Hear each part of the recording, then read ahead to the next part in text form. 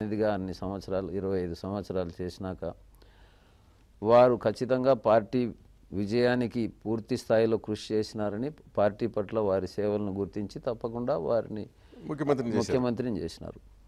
అయితే ఆ స్థాయి అనుభవం కానీ ఆ స్థాయి సేవ కానీ పార్టీకి కానీ రాష్ట్రానికి కానీ చేయకుండా డైరెక్ట్గా మనం ముఖ్యమంత్రి కావాలనుకోవడమే ఫస్ట్ తప్పే కదా సార్. అది సరే కొన్నాళ్ళు వాళ్ళు ఓర్పు పట్టండి, ఇంకా ఏదో ఒక రకమైన పొజిషన్లో మీరు ఇన్వాల్వ్ అయ్యి మీరు స్టేట్ కానీ సెంట్రల్లో కానీ ఏ రకంగా మీరు పని చేస్తారో చేయండి, కొంత ఎక్స్పీరియన్స్ గెయిన్ చేయండి. హామీ ఇచ్చారు అట్లా, వాళ్ళు ఆఫర్ ఇచ్చారు అట్లా. అంటే అప్పుడు వారు అంటే జగన్ రెడ్డి గారే అప్పుడు పేపర్లో చెప్పినాడు కదా సార్, ఇట్లా ఆయన పత్రికలో అన్ని పత్రికల్లో కూడా వచ్చింది కదా. కాబట్టి కానీ అసలు మీకు ఆయనకి మధ్య అసలు చనువు ఉందా? మీరు ఒక బాబాయిగా, ఒక తనకి పెద్దవాడిగా అతనితో మీరు చనువుగా చెప్పగలిగే అంత పరిస్థితి ఉందా అసలు మీ ఇద్దరి మధ్య మొదటి నుంచి? అంటే వాస్తవం చెప్పాలి. అంటే పర్వాలేదు సార్, ఈ respects me, I love him. But ఈ జనాలకు రాష్ట్రానికి పార్టీకి సంబంధించిన నిర్ణయాలు తనంతకు తను తీసుకొని వాటికి మంచి నిర్ణయాలు అయితే అందరము హ్యాపీగా ఉంటాం.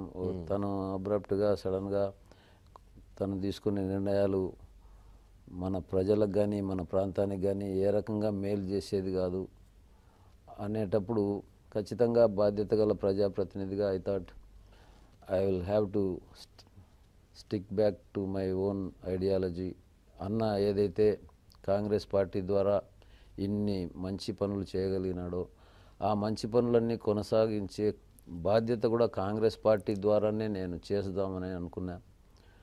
మరి నా ఆలోచన, నా నిర్ణయము సరి అయినదని ఖచ్చితంగా మా ప్రజలే తీర్పు ఇవ్వాలనే ఉద్దేశంతోనే ప్రజల ముందుకు ఈ ఎన్నికల్లో పోతున్నా. పార్టీ పట్ల కానీ ప్రజల పట్ల కానీ నేను ఇంత బాధ్యతగా చేసిన సేవను తప్పకుండా గుర్తిస్తారు. నా ద్వారానే తప్ప మన అంటే ఇప్పుడు ఒక ఏదైనా కానీ మన ప్రజలకు మన ప్రాంతానికి మంచి జరగాలంటే అది కేవలం నేను ముఖ్యమంత్రి అయితే తప్ప జరగదు, లేకపోతే అవసరం లేదు అని నేను అనుకుంటే తప్పు సార్. సో జగన్ అలా అనుకుంటున్నాడని అట్లా అనుకోకూడదని నేను చెప్పేది. సో ఇప్పుడు అతను రాజీనామా చేసిన తర్వాత మీ కుటుంబంలో 2 సమావేశాలు జరిగాయి మీ బంధువులందరూ కలిసి. సో అప్పుడు ఏమిటి యాక్చువల్గా ఏం జరిగింది? మధ్యలో ఒక సమావేశం సందర్భంగా మీరు కొంచెం కోపంగా వెళ్ళిపోయారని, జగన్ కొంచెం ఆవేశపడ్డాడని మీ విషయంలో వార్తలు వచ్చాయి. అదే మామూలుగా లేచినాయన మీరు నేను పెట్టే పార్టీలోకి రండి, కాంగ్రెస్ పార్టీకి వదిలేండి, కాంగ్రెస్ పార్టీ వాళ్ళు మనల్ని నాయన పేరును డ్యామేజ్ చేసే కార్యక్రమంలో ఉంటారు, అది ఇది. కాంగ్రెస్ పార్టీ నాయకత్వానికి కానీ అట్లాంటి ఆలోచన ఏం లేదు. పార్టీ వారి మాటల్లో నేను గ్రహించిన దాన్ని బట్టి కూడా చాలా మంచి అభిప్రాయంతోనే ఉన్నారు.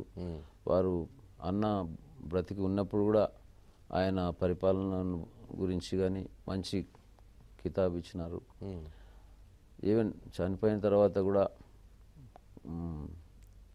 ఆయన కుమారుడిగా నీకు ఖచ్చితమైన గుర్తింపు ఇచ్చినారు, మనం దాన్ని నిలబెట్టుకోవాల్సిన బాధ్యత మందే, కానీ వాళ్ళని తప్పులు పట్టాల్సిన పని లేదు అని నేను ఖచ్చితంగా నేను కాంగ్రెస్ పార్టీలోనే కొనసాగుతాను అని కేటగారికల్గా మీరు చెప్పారు, చెప్పినాం సార్. అప్పుడేమన్నాడు ఆయన? అంతే, అట్లనే జరిగినాయి సార్. అయితే ఇక లేయి అన్నారంట కదా, నిజమేనా? అదే మీ నిర్ణయం అయితే ఇక లేయి అంటే ఇక లేకుండా మీ భాషలో ఆ సందర్భంగా కాదు, ఏం అది వేరే సందర్భమా? అంటే ఇప్పుడు దాచిపెడుతున్నారు మీరు. అంటే ఖచ్చితంగా మొత్తం అన్నీ ఏమేమి మాట్లాడినాం అన్నీ స్థూలంగా I could not accept he's proposal, he could not. అదే మీ మీ మీరు చెప్పిందని ఆయన ఒప్పుకోలే, ఆయన చెప్పిందని మీరు ఒప్పుకోలే. మధ్యలో బంధువులు ఏమన్నారు? వాళ్ళు ఏమన్నా వయోమీడియాగా ఏమన్నా చెప్పారా?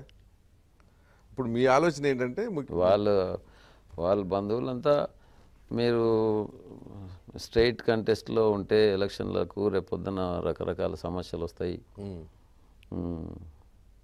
అని